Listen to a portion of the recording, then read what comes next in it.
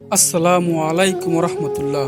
প্রিয় দর্শক বন্ধুরা, আপনি জানেন কি, একটা সুন্দর হাসিমুখ, কারোর সঙ্গে নরমভাবে কথা বলা, এটা শুধু শিষ্টাচার নয়, বরং ইসলামে এক ধরনের ইবাদত।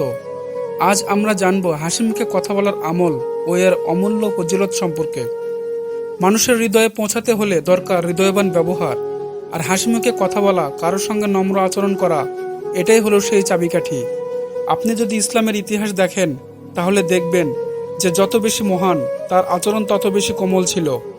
তারা কখনো রুক্ষভাবে কথা বলতেন না, মুখে সব সময় কথা মিষ্টি থাকতো। একবার ভাবুন তো, আপনি কারোর সঙ্গে কথা বললেন, কিন্তু মুখে এক ফোঁটাও হাসি নেই, কেমন লাগবে? অন্যদিকে কেউ যদি আপনাকে এক চিলতে হাসি দিয়ে সালাম দেয়, আপনি কি খুশি হবেন না?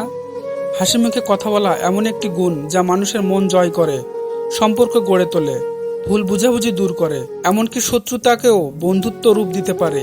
এটা এমন এক আচরণ যা কেউ চাইলে করতে পারে, এতে কোনো খরচ নেই। আর ইসলামে এমন আমলের মূল্য অনেক বেশি। আল্লাহ তাআলা চায় মানুষ যেন মানুষের সঙ্গে সুন্দর ব্যবহার করে, কারণ মানুষের সঙ্গে উত্তম আচরণ করাও এক ধরনের দিনদারির প্রকাশ। একজন মুসলিম শুধু নামাজ রোজার মধ্যে সীমাবদ্ধ নয়, তার চলাফেরা, কথা বলার ধরন, মুখের অভিব্যক্তি সবই ইসলামের অংশ। আর তাই একজন প্রকৃত মুসলিম কখনো কড়া ভাষায় কথা বলেন না। তিনি কারোর সঙ্গে এমনভাবে কথা বলেন যেন তার কথায় শান্তি মিলে। আর হাসিমুখে কথা বলা এমন একটা কাজ যা আপনি যে কোনো সময় করতে পারেন, অফিসে, দোকানে, বাসায়, এমনকি রাস্তার কারোর সঙ্গে। এতে আপনার আমলনামায় প্রতিদিনই সওয়াব যোগ হতে থাকবে। কেউ কেউ মনে করে হাসিমুখে কথা বলাটা খুব সাধারণ একটা বিষয়, কিন্তু না, এটা আখিরাতের পাথেয়। এটি এমন একটি ছোট আমল যা অনেক বড় প্রতিদান বয়ে আনতে পারে। বন্ধুরা, আমরা অনেক সময় অন্যকে দান করতে পারি না, কারো বিপদে আর্থিক সাহায্য করতে পারি না, কিন্তু আমরা কি পারি না একটু ভালো ব্যবহার করতে, মুখে হাসি ফুটিয়ে কথা বলতে? হ্যাঁ, পারি। আর এটাও একটি সদকা। একটুখানি হাসি কারো মন ভালো করে দিতে পারে, দুঃখ দূর করতে পারে। অনেকে আছেন যারা সারাদিনে শত কষ্টের মাঝেও একটুখানি ভালো ব্যবহার খোঁজেন। যদি আপনি সেই ব্যক্তি হন যে একটুখানি হাসি দিয়ে কারো দিন আলোকিত করে তোলেন, তবে বুঝে নিন আপনি একজন দানশীল মানুষ, একজন কল্যাণকামী মুসলিম। আরেকটা জিনিস চিন্তা করুন, একটা মানুষ যখন রাগান্বিত থাকে তখন সে কেমন কঠিন আচরণ করে, তাই না? কিন্তু যদি সে নিজের রাগটাকে কাবু করে হাসিমুখে কথা বলে, তবে সে শুধু একজন ভদ্রলোক নয়, বরং সে একজন ধৈর্যশীল মুসলমান। কারণ রাগ দমন করে নরমভাবে কথা বলা সহজ কাজ নয়, বরং এটা এক ধরনের আত্মনিয়ন্ত্রণ।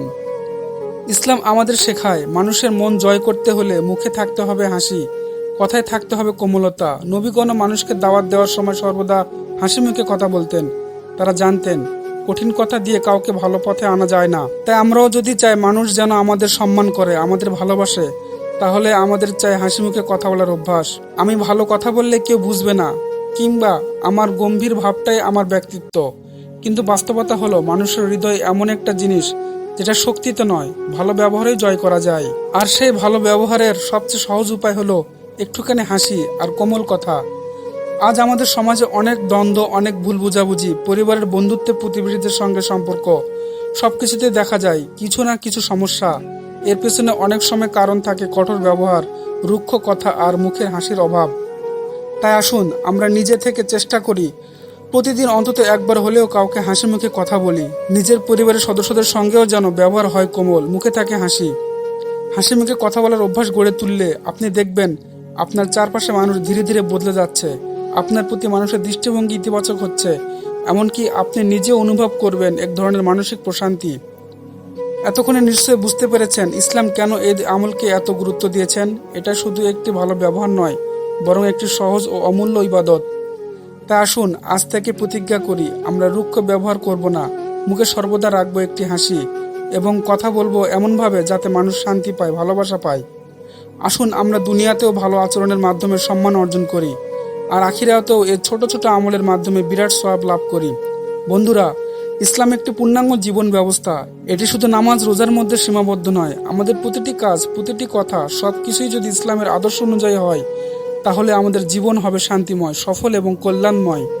হাসি মুখে কথা বলুন, ভালো ব্যবহার করুন, অন্যের হৃদয় স্থান করে নিন, আর আল্লাহর সন্তুষ্টি উপার্জন করুন। আসসালামু আলাইকুম রহমতুল্লাহি ওয়া বারাকাতুহু।